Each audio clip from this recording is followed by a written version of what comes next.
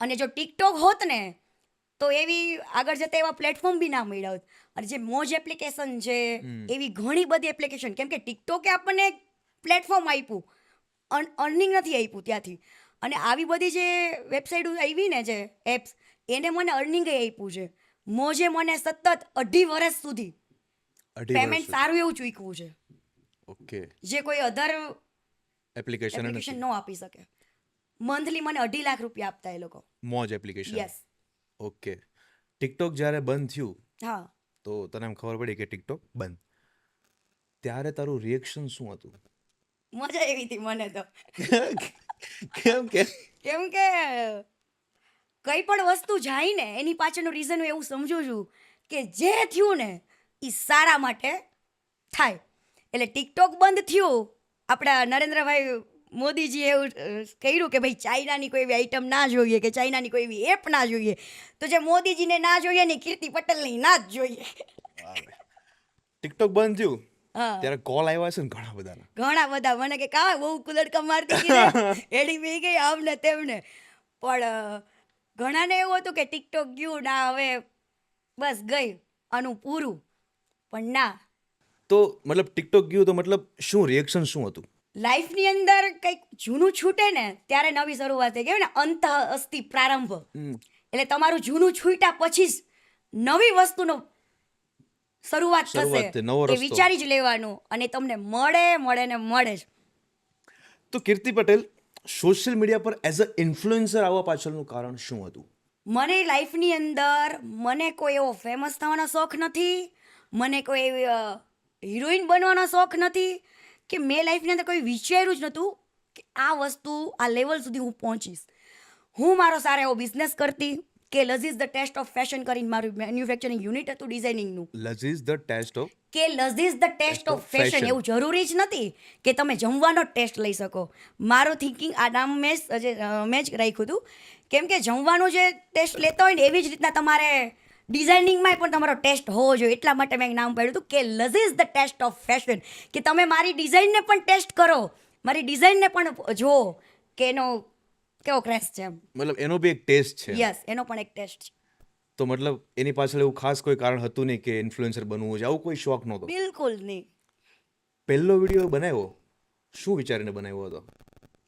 હું તો ટિકટોકમાં તો ખાલી પહેલાં તો હું સોંગ ઉપર જ વિડીયોઝ બનાવતી હતી, ડાયલોગ્સના, તે કોઈના એવી રીતના જ તે. મેં મારી લાઈફની અંદર જ્યારે હું મારી લાઈફની અંદર કંઈક વિચારું ને એ મને કરવાનું મન થાય. હવે ગૌરવ ચાર્લી કરીને એક વ્યક્તિ હતો ટિકટોકમાં, ઓકે. અને ત્યારે મારી પાસે કંઈક 50,000 જેવા ફોલોવર્સ હતા. 50,000 જ તે ખાલી. ઓકે. અને ગૌરવ ચાર્લીને કંઈક 1.5 લાખ જેવા હતા. ઓકે. તો મને એવું થતું કે ઓહો, કેમ અત્યારે લોકો એમ કે ઓહો કીર્તિ પટેલ એમ. ત્યાર વખતે હું ગૌરવ ચાર્લીના કોન્ટેક્ટ કર્યા. મેં કીધું ચલો ને, મેં તો ફેઝુ લોકો કેવા, મેં કીધું યુનિટી સાથે વિડીયોઝ બનાવે છે, એમ આપણે બી ટીમ વર્ક સાથે મસ્ત કન્ટેન્ટ સાથે વિડીયોઝ બનાવીએ એમ. તો મેં ચાર્લીનો કોન્ટેક્ટ કર્યો, અને એને મને થોડીક ઇગ્નોર કરી હતી ત્યાર વખતે. અને મેં બહુ બધા કોલ કર્યા કે કોઈ વ્યક્તિ ખબર તમારે પાછળ પડે, એવી રીતના હું વ્યક્તિ પાછળ પણ પડેલી. અને મેં કીધું ચલો ને યાર, આવું શું કરો છો, મને તમારી ટીમમાં સામેલ કરી દો ને, હું બનાવવા માંગુ છું વિડીયો સાથે. એટલે 2-3 વાર પછી એના ભાઈબંધને ફોન આપી દીધા એવું બધું. એટલે મેં તે કીધું તારા ગૌરવ ચાર્લીને કહેજે કે સમય બધાનો આવે છે. ઓકે. બરાબર. તો ગૌરવ ચાર્લીએ ફોન લઈને એવું મને કીધું, સપના જો સપના. મેં તો જો વક્કા સપના જોઉં ને એને હું પછી પૂરા ન કરું ને ત્યાં સુધી રાત દિવસ એક કરું છું. હું ડૉક્ટર સ્નેહ દેસાઈને બહુ માનું. ત્યાર વખતે બહુ માન, ત્યારે તો ઘણા બધા એવા આવી ગયા છે મોટિવેશનલ. બરાબર. ત્યાર વખતે હું જેને સાંભળતી નહીં, ડૉક્ટર સ્નેહ દેસાઈ હતા, કે એના થોટ ને એના વિચારો ઉપર હું બહુ ચાલતી.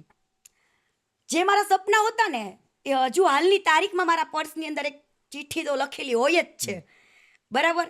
કે મારું ડ્રીમ શું છે, મારે શું કરવું, આટલા ટાઈમમાંથી આટલા ટાઈમમાં મારે આટલું ઓન કરવાનું છે, મારે ગાડી લેવાની છે, મારે બંગલો લેવાનો છે, એવું હું વિચારીને લીધેલું જ છે એવું લખીને રાખતી, એમ પોઝિટિવ થિંકિંગ. તો મેં ગૌરવ ચાર્લીને એવું કીધું કે હું તને બતાવીશ, દિવસ બધાનો આવે. તો એને મને સપના જોવાનું કીધું ને, એટલે મેં તો ચેલેન્જ આપતા તો અપાઈ ગઈ હતી.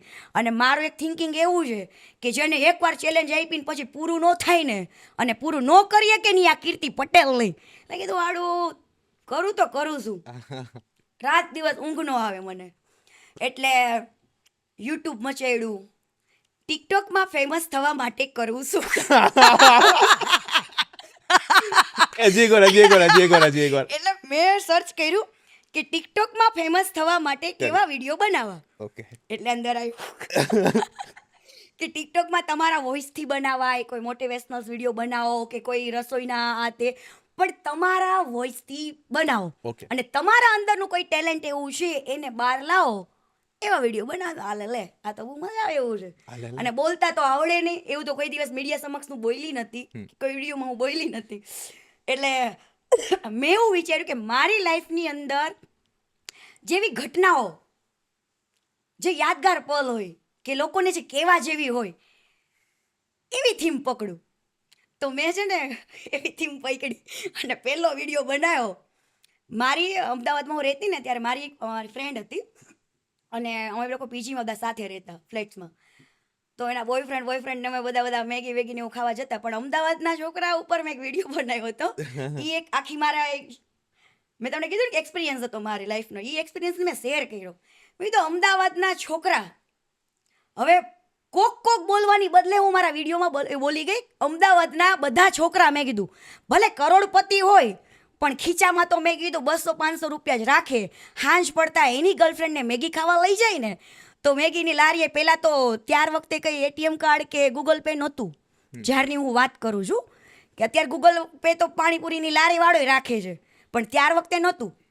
તો ત્યાર વખતે એના બોયફ્રેન્ડ હોય ને, એ કાર્ડ કાઢે કે દીકુ મારી પાસે પૈસા નથી, એટલે એની ગર્લફ્રેન્ડ એમ કે રેવા દે દીકા, હું આપી દઉં છું. એટલે મેં કીધું અમદાવાદના બધા છોકરા રહ્યા ને, ભલે કરોડોપતિ બાપના હોય, પણ મેં કીધું 200-300 રૂપિયા રાખે, પણ મારે ત્યાં આગળ બોલવાનું શું હતું? કોક. અને મારથી બોલાઈ ગયું બધા. હવે આપણને કોઈ એવું નોલેજ હતું નહીં, અને મારી તો પહેલી જર્ની હતી સ્ટાર્ટિંગની, એટલે ભૂલ તો બધાથી થાય. પણ એ સમયે એવું હું બોલી હતી કે અમદાવાદના છોકરાવા ચીકણા હોય છે, જો છોકરીઓને કદાચ છોકરો પસંદ કરવો હોય ને, તો મેં કીધું સુરેન્દ્રનગર, સુરત, મોરબીનો છોકરો પસંદ કરે.